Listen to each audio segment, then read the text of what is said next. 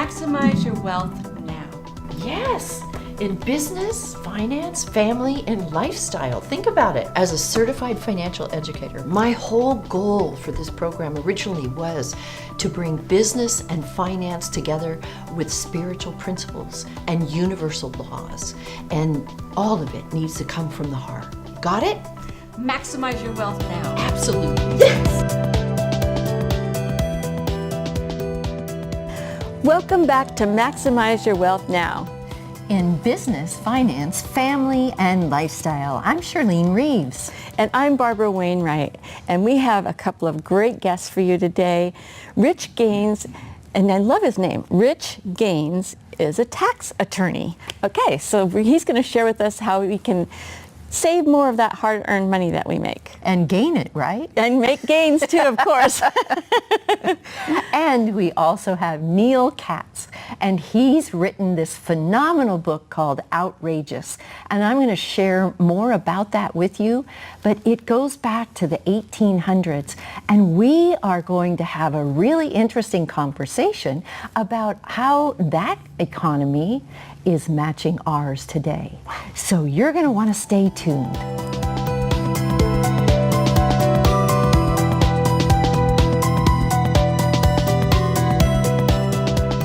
Neal Katz is a serial entrepreneur. He harbors a passion for women's rights, and his lifestyle is centered on self-awareness and love. His award-winning historical novel entitled Outrageous, The Victoria Woodhull Saga, Volume 1, Rise to Riches, is about two sisters who dynamically advanced human rights and women's suffrage in the Victorian America, and delivers a searing expose of manipulation in the financial markets. Volume 2 is scheduled for release later in 2016. It follows the sisters through their daring entrance into politics as Victoria was becoming the very first woman to be nominated for President of the United States. Neal is dedicated to bettering all of humanity and promotes a new financial paradigm, the Conscientious Credit Funding Organization, to create continuous monetary liquidity through credit funding. The CCFO structures will provide sustainable and renewable funding for diverse charitable endeavors such as microfinance, low-income housing, education, vocational training, as well as infrastructure, redevelopment, and green technologies implementation.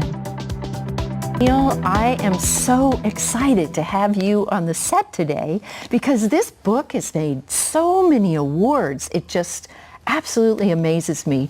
And you know, the thing I want to share about this is I spent 3 days in my Mexico home in San Felipe, and I couldn't put the book down. It right from the first page. And I think, what I really think is that women today, we had no concept of what was going on in the 1870s and how women were treated. And what I love about this book is it brings us forward from that time and shows us the steps that women have had to go through in order to have a say in the world. Mm-hmm. And I just want to say thank you for taking the time to do the research for this book so the women of today can learn. What made you decide to do this book? Well, before I answer, you've had the opportunity to read the book, but Barbara, there's your copy. It's inscribed. Thank you so much. And it's inscribed with the motto that was on the newspaper of the first woman-owned newspaper, and that is upward and onward. Nice. But thank you. I encountered Victoria and in some literature, and then I read a book about her by Barbara Goldsmith called Other Spirits, which was an examination of a broad swath of topics in the Victorian era. And featured in it, the subtitle is "And the Notorious Victoria Woodhull." And the more I read about her, the more I liked her. Mm-hmm. And eventually, I decided, because of a lot of similarities between our lives and the adversities both she and I had to overcome, and just incredible admiration for the woman, I decided to write the book first person as her. Mm-hmm. And I hope you didn't figure out it. Well, you knew already, but I hope it didn't sound like. Know. I hope it didn't sound like a guy wrote the book. No, not at all. Yeah. I don't know how you did that. I was very intrigued about that. I have a tight pair of, no. A great sense of humor, that's good. But the story is about the first two sisters who were born dirt poor, literally, and they were abused by their father and forced into prostitution. And it's a beautiful story of accomplishment. And truly, both sisters should be iconic figures for all women across the globe, young and old, to absolutely look up to and say, if they could do it, so can I. And that's what I hope for from the book more than anything else, and to tell a story that needs to be told. Most of the public does not know about this woman. It was funny when Hillary was about to secure the nomination, and they said she's the first woman. Well, there's actually been 29 women in 36 elections that have secured the nomination of their party. Wow. It wasn't the major in a two-party system, but that's a lot of women to overlook. It is a lot of women that worked hard to get there. Yeah. Yeah. And so, like a lot of things of Women First, people have paved the way. And in this case, no one paved the way for Victoria. She aggressively decided she wanted to be wealthy, and she worked with Cornelius Vanderbilt, good name to work with. And she was the first woman with her sister to open a brokerage firm, first woman to publish a newspaper. She was the first person invited to Congress to address the Judiciary Committee, and she was the first woman to run for president in 1872. Wow. And just for fun, you asked about how it ties into today. I have to tell you her platform that she campaigned on: women's suffrage, women getting the vote, which was really about equality, regulation of monopolies, nationalization of railroads, an 8-hour workday with an affordable living wage, direct taxation, abolition of the death penalty, welfare for the poor, and equal pay for equal work. No, was all the things that she was standing for. In 1872. Wow. Astonishing. It Just is. astonishing. Astonishing how similar it is to today, and we'll get back to that when you're ready. Yes. But her election basically was not her election, the campaign was a pre-runner to economic catastrophe. Wow. But just remarkable women. I hope I have written it in a way that will grab the reader and entertain them, as well as them feel that they're in the room. That's what I like the most. I hope you could sense the candles burning or the shadows. Yes. He's a phenomenal writer, and I can't wait for the next book. It's like, is it done yet? Is It it will done be yet? out soon, and I'll get you an advance copy. Oh, good. I I can't plan wait. to release it, if I can, by the end of September. Awesome. Yeah. Awesome. So share with us a little bit about how you feel that the economy at that time related to the economy of today. A lot of similarities. First of all, prices had been trumped up over the building of the Transcontinental Railroad, the expansion of the railroads, and stock prices were higher than their companies warranted. That sound familiar? Yep. I actually wrote a blog on Friday a week ago when the stock market hit an all-time high, and the name of my blog was "Get the F Out of the Market." Yeah, I read that one. Oh, thank you, thank you. And so what preceded that were a bunch of wrongdoings in the market, and that's part of the book because I go into a detailed description of how a scandal occurred, the gold scandal of 1869. And how it was manipulated by whom and how it worked. And after that, there was no change, no regulation. It was all laissez-faire back then. Anybody could do anything they wanted. And very similar to 2008. And while we had a Financial Reform Act, it didn't change anything. And today there are actually BTOs, which they're a financial instrument you can invest in. Oh. And that actually means, get this, bespoke tranche opportunities. So we know what it means, right? No. I don't have a clue. I don't either. I don't. I likened it to putting shaving cream on a balloon, carving out a smiley face, and selling them as airborne cream pies. Cream pies. I love that. But the point is, these are the same things as the CDOs, the derivatives that got us into trouble before. Right. And now everybody's eating them up, and they're the same ratings. And part of the reason is, I believe, and there's a lot of evidence to prove to this, to point to this, is that the major investment firms have gone short. So you have fiduciary advisors on capital telling you to buy stocks long term, and they're shorting the market. How is that not a conflict of interest? That's exactly right. And it's exactly what happened 140 years ago. Wow. In 1872. So in 1873, we had the original Great Depression. And getting a little bit far from the book, but all this will be covered in book 2. Book 1 is about her rise to riches and becoming, the start of becoming famous. Book 2 is about her becoming famous, the run for president, and what happened to her, which is she became too powerful for a woman. Oh. And because she was challenging some people on the far right, the religious right, they castigated her, they demonized her, and she fell from grace hard.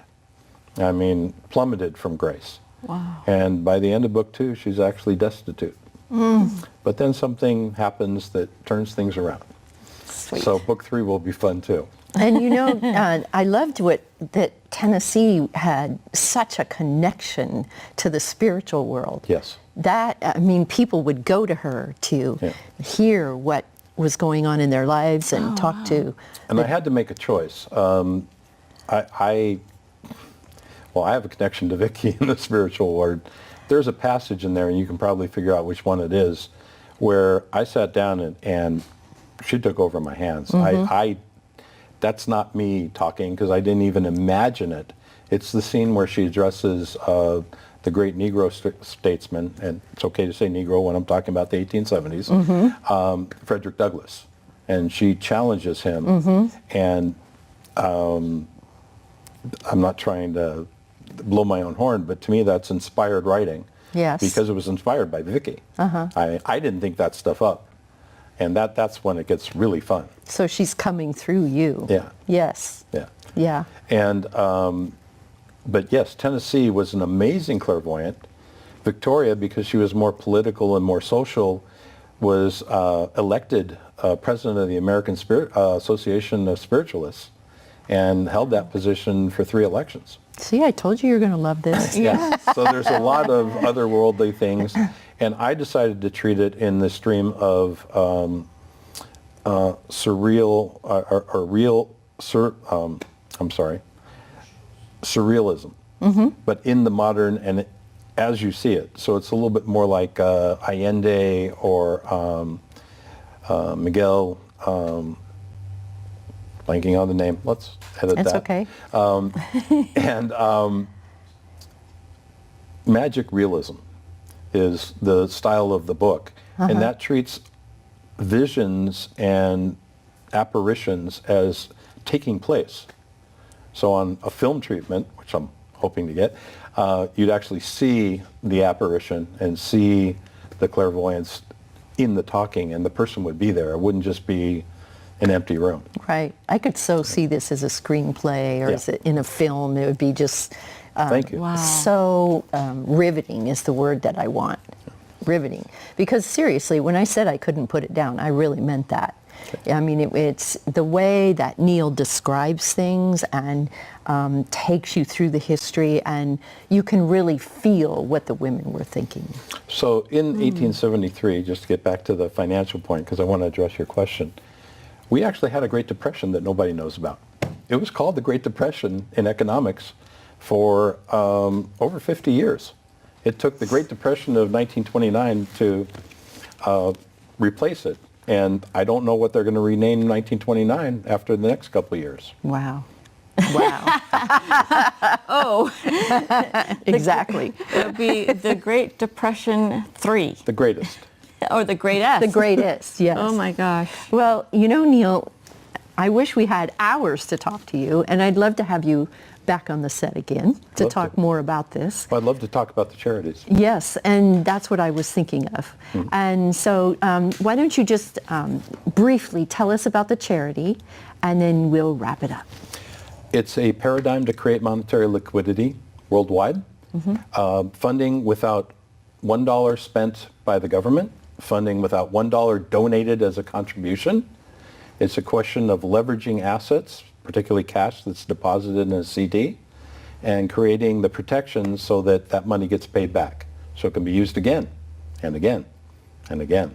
So it's a win, win, and another win. The goal is 100 billion in 3 years and $1 trillion in 6. Wow. Awesome. All to social well-being. Talk about a big Nice. thinker, right? Yes, that's beautiful. Well, Really Neal, beautiful. thank you so much for joining us today. Thank you. And, I just want to tell everybody, be sure that you read the book Outrageous. You will love every minute of it. Thanks, Neal. Thank you so much. Thank you.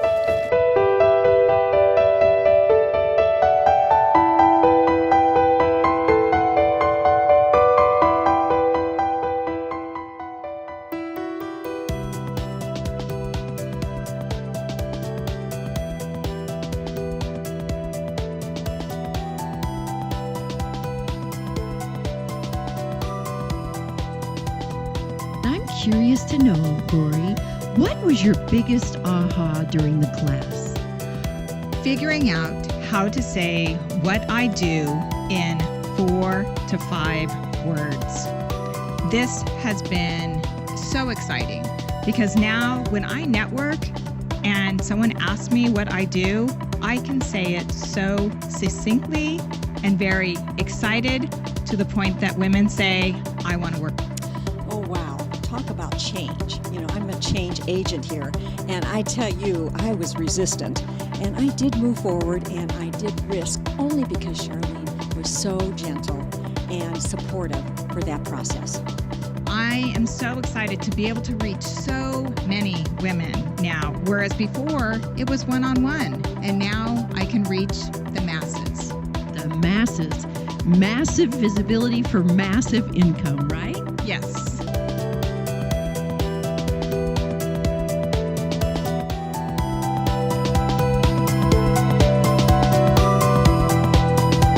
Rich Gaines is a speaker, author, and estate and tax planning attorney with over 30 years of experience. He is dynamic, energizing, and filled with passion. Rich makes a difference in people's lives by getting them over the hurdles to wealth, not only in money, but in values, beliefs, and traditions. Having worked with thousands of businesses and families developing wealth plans, he has seen how businesses and families can be ripped apart.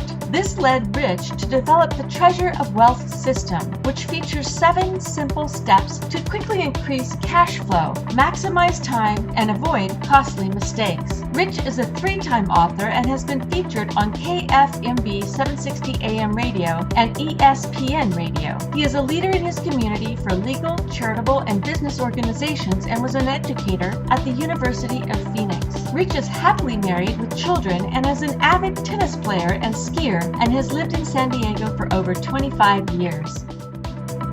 We are so lucky to have Rich Gaines here for a repeat performance because he's so smart when it comes to the tax advantages that are available to all businesses.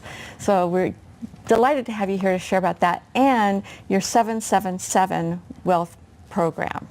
So Well, thank you for having me again, and I think I'm the lucky one. You guys are fantastic. This is a great show. I love being here. It's absolutely you. wonderful. Thank and you. To be able to share the information and to be able to make a difference in people's lives. So I think last time we talked about my vision, which is to expand the way people think and talk about wealth. And it's not only in money, but in values, beliefs, and traditions. And I'm really passionate about that. I love to teach. This is what I teach. I have a new program, as you just mentioned. It's called the 777 Wealth Growth System for business owners. And what that means is 7 keys in 7 weeks to lead to 7 figures. Because when you go through the process, and really wealth is just about a sequence, and when you go through that sequence, you can have 7 figures, and that's what's really exciting for me. Yeah, that is exciting, because knowing that you could get to 7 figures with just, you made it sound so simple, a sequence. So could you expand on that, please? Absolutely. So again, 7 keys. So we start with, so I want to talk about what really is on business owners' minds. That's what I want to know. And I think what really concerns business owners is 3 things. First is uncertainty. What happens when we're uncertain? We get into our comfort zone, we don't take action, we're afraid of that future, and so we get comfortable in doing the things that we're used to, and we don't take those risks and expand beyond our boundaries. Or spend the money. They don't want to spend the money because they don't know if there's going to be an outcome. They're afraid, they don't have the trust, they don't have belief. When I released the idea that I was always afraid of where the next dollar was going to come from, and I realized I've always been taken care of in my life. You know, lucky you. I don't know what, yeah, but we don't know where it comes from. That's right. And when we release that, I mean, I've had people come in from places I never expected. And you look up and you just go, where did that come from? I have no idea. And so when you realize that you have been taken care of, the people you really are taken care of in your life, and when you can release that anxiety, all of a sudden it opens up a whole new world. So this idea of certainty can create that. Yes. And then lack of structure is really big. A lot of business owners don't understand that simply by tweaking the structure of what they do, we can protect what they have, we can change the tax consequences of what they have, we can keep more money in their pocket, we can keep more money for their family. There's a massive amount of benefits. And last is the security piece. You know, how many of us are insecure? We're insecure about who we are and what happened to us and all the stories of our past and, you know, what do we do in the future? And when we get over people that, over that insecurity, again, the door is open. So certainty, structure, and security. So how does that relate to the system that I've created? Well, we talked last time about the key of planning. So I want to ask you a question, which is, do you think that having more planning in place would give you more certainty? Of course. Yes. That's your foundation, right? That's your foundation. Yes. And so when we move from that certainty to structure, well, what's our structure? Our structure is foundations. And foundations, so think of your house. If you're building a house or doing a remodel or anything with it, what do you do first?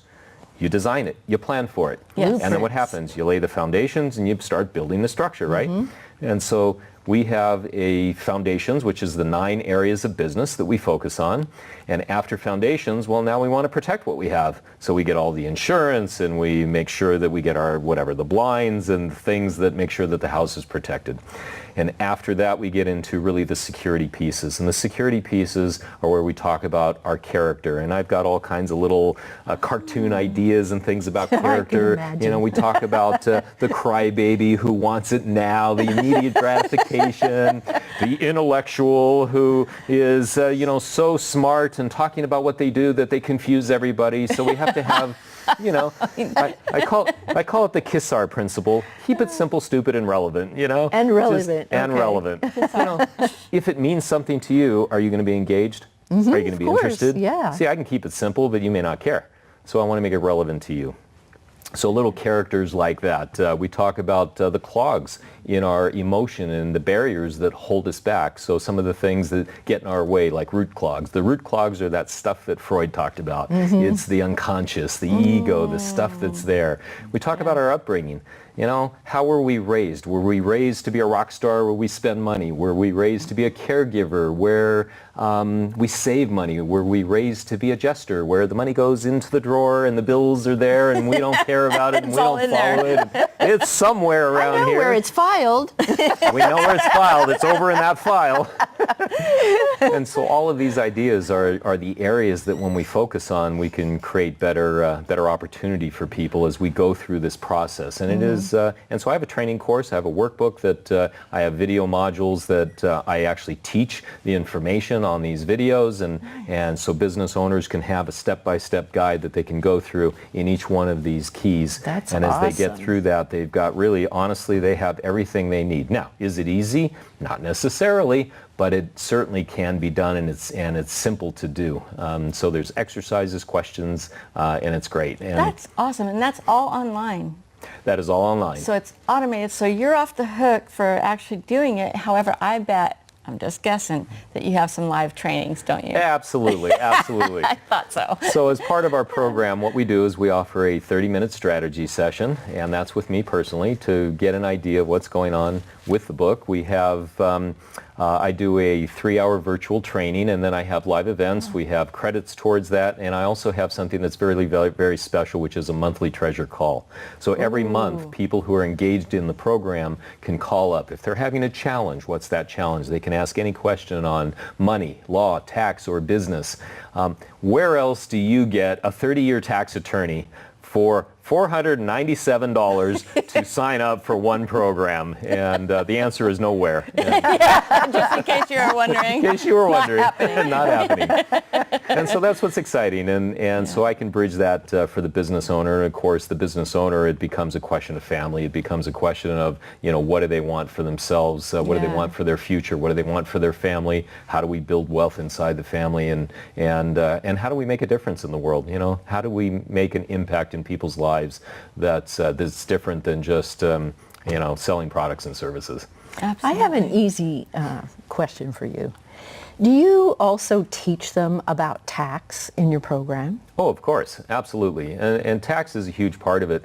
It's funny you asked me that question. When I first was in practice, and I was really narrow blinders in tax, and I loved tax, and that's what I did, and that's what I learned, and that's the environment that I was trained in. And I had a partner in a law firm, and he said, you really should learn a lot broader area than just the tax law. And the reason I bring up that story is because tax impacts everything. Yeah. Everything you do, no matter what Absolutely. it is, whether it's in your personal life, whether it's in your business life, whether it's in dealing with your home, anything that happens, there's always a tax implication. And so... Dang it, they're always over your shoulder going, let me see. The government is always over your shoulder, and we're in your corner making sure that we protect you from that government. And really, to your question, there are huge amounts of opportunities to use the tax laws in your favor. A lot of people don't realize it, but it's about interpretation. It's about question. One of the things that I looked at when I was creating the structure around the certainty and the insecurity and all of that was how can I use the tax laws to people's benefits and what does it really mean for their business? So are you having a hobby? Is it a hobby? Is that really what you're doing in life? Are you making a living, which is trading the dollars for the work hours, right? Or are you truly running a business, where a business is working for you, where you're utilizing the talents of people, you're leveraging the opportunities that are there so that, you're not necessarily bound to the desk doing the work. And I want to say, before I had my C Corporation, I had my nationwide company, and I went over the million mark, and suddenly I owed $100,000 to the IRS because I didn't have a C Corp. Yep. And I had to drive around on the poor side of town so I could appreciate what I had before I wrote the check. So I talk to people all the time that have businesses and they have no concept of the fact that they are going to pay taxes and it's going to be painful. Yes, and it is. The reason I asked you that question is because that would be such an awesome class just for businesses that are hobbies trying to move into businesses because they so desperately need it. And I could have used it at that time. It's a huge part of what we do, and that goes to the whole question of structure. What is your structure? How are you running the business? What are you doing in ways that we can classify income in a certain way that changes the way it's taxed? Nice. How can we shelter some of that income? How can we use the benefits of the corporation? Yes. Because the different structures have different tax consequences associated with them. What's ironic is when you have a corporation and an individual, and those tax brackets are large, there's a big gap there. The challenge, it makes it easier to do tax planning.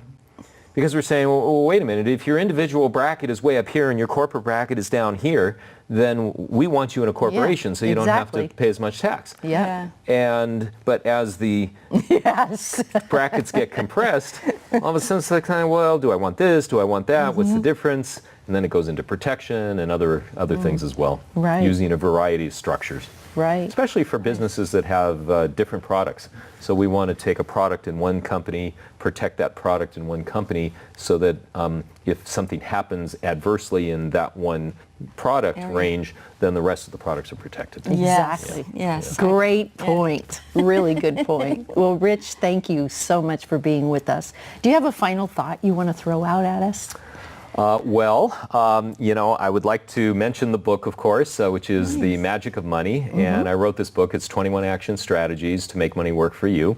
The thought that I love is about just paying yourself first. The only way to build wealth is to make sure that some of that money goes into your pocket. People can contact me at www.treasureofwealth.com. And that's our website. And so it's a great way to look at what we have to offer people and the events and all the different areas we can help. Awesome. Well, thank you for being with us again. Well, I appreciate your having me.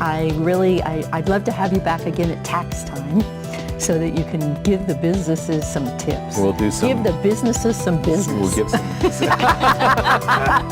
We'll give them the 3 strong tips of how to save money from taxes. Exactly. You got it. During tax time. Thank you so much. Great. My pleasure. Thank you. Thank you. Appreciate it.